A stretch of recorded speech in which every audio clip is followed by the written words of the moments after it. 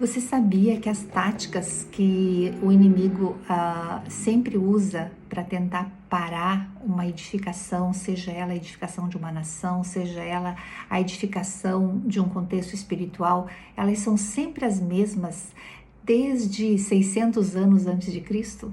Então, hoje eu quero falar com vocês de 3 táticas do inimigo que foram usadas contra os judeus quando eles estavam voltando do cativeiro para tentar reconstruir o templo em Jerusalém. Então, vamos entender a primeira tática. Eu vou ler aqui para a gente identificar no capítulo 4 de Esdras.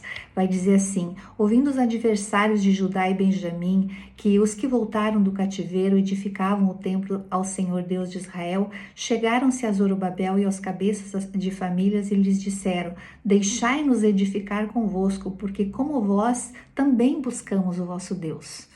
Então, a primeira tática deles, né, vocês vão ver que isso aqui era uma artimanha, né, era uma demagogia da parte deles. Primeira tática, vamos tentar nos juntar a eles, né? Então, imprescindível que haja discernimento naqueles que edificam, naqueles que querem reconstruir, porque olha só, quando eles fizeram essa proposta, Zorobabel e os chefes da família, os líderes ali, responderam o seguinte para eles: nada tendes conosco na edificação da casa do nosso Deus, nós mesmos sozinhos a edificaremos ao Senhor nosso Deus de Israel, como nos ordenou o rei da Pérsia, Ciro, o rei da Pérsia.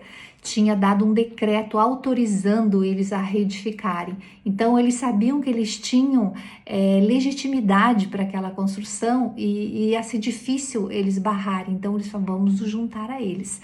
Não deu certo a primeira tática. Então, eles partiram para a segunda. E aí, o que eles começaram a fazer? Diz assim: as gentes da terra desanimaram o povo de Judá, inquietando-os no edificar. Olha o que eles fizeram. Contrataram conselheiros,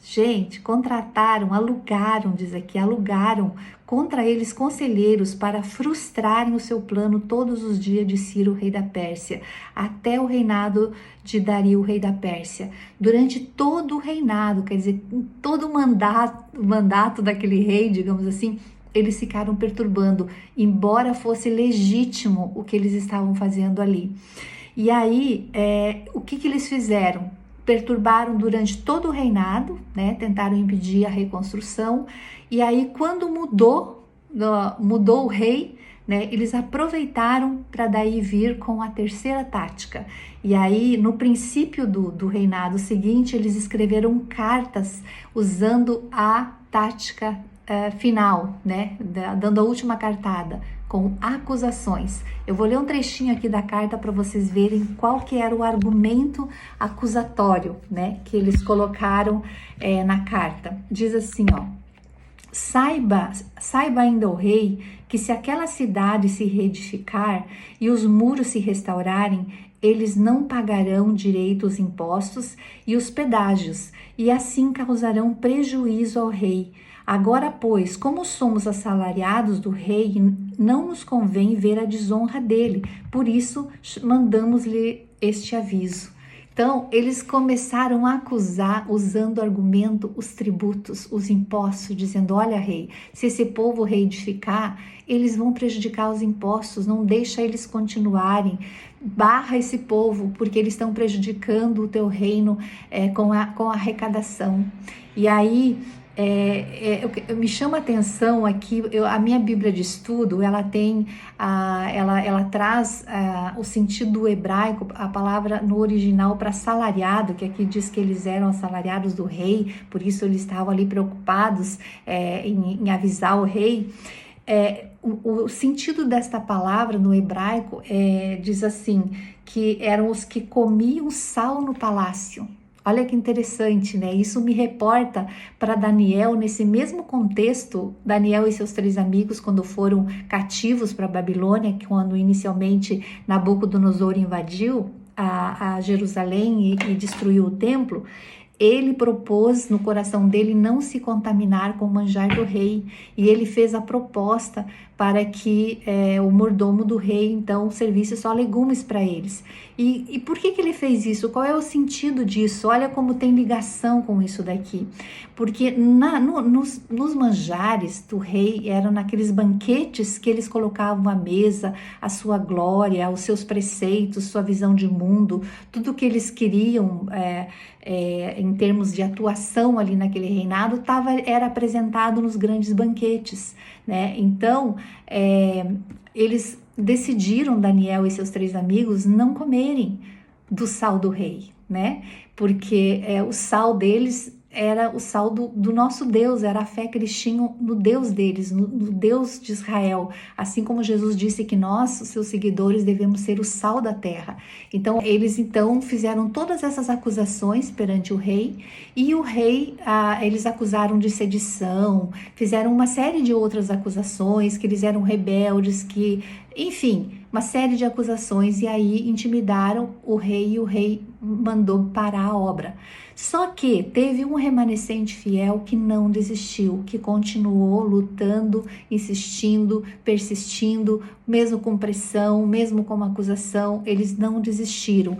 E eles continuaram ali com as mesmas táticas, perturbando, tentando fazer eles parar a reconstrução de Jerusalém. Até que os edificadores resolveram se defender. Nós tão somente queremos reedificar Jerusalém, o templo do nosso Deus, e temos um decreto nos legitimando para isso.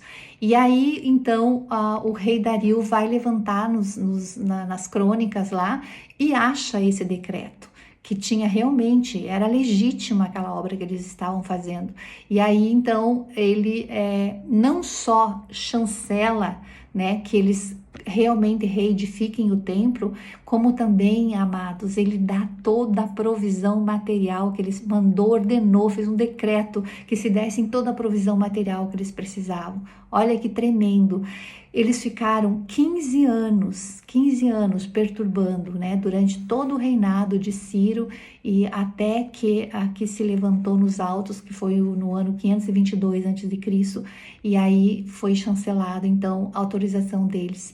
Então, queridos, quando Deus está conosco e quando nós principalmente estamos com Ele, comendo na mesa dele e não comendo nos preceitos, nas ideologias que são contrárias, né, à sã doutrina, Ele vai nos dar a vitória, não importa todos os impedimentos que tentarem fazer.